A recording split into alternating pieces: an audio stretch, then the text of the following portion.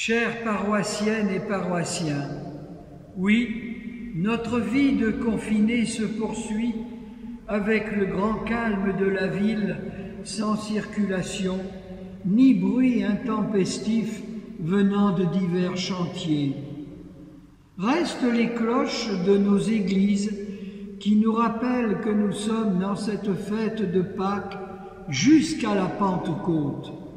Certes, nous aimerions un peu plus de va-et-vient, surtout si nous sommes enfermés en famille dans un petit appartement, voire dans la solitude presque absolue d'une existence marquée par le veuvage, le célibat, le chômage.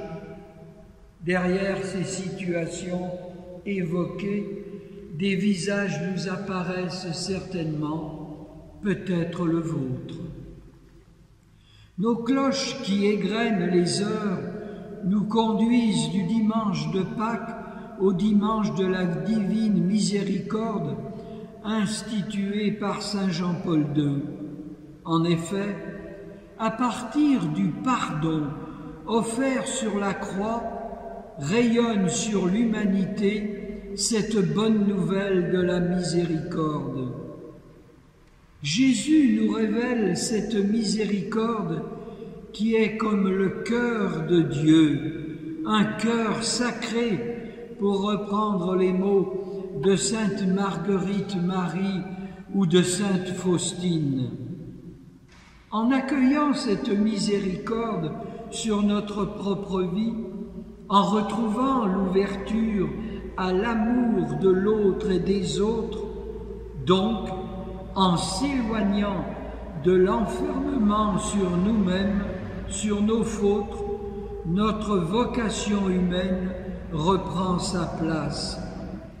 Regardez saint Thomas avec l'attitude miséricordieuse du ressuscité devant son doute. Il va pouvoir reprendre sa place au milieu des apôtres en quelque sorte.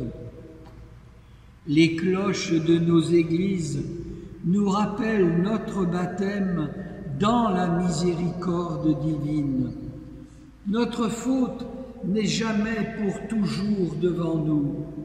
Aussi, puisque Dieu en son Christ, par l'Esprit Saint, nous fait miséricorde, nous devenons sa propre miséricorde.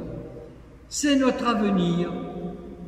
Comme l'exprime la lettre de Pierre, lue dimanche prochain, dans sa grande miséricorde, il nous a fait renaître pour une vivante espérance. Bonne semaine et bon courage. Alléluia, Christ est ressuscité.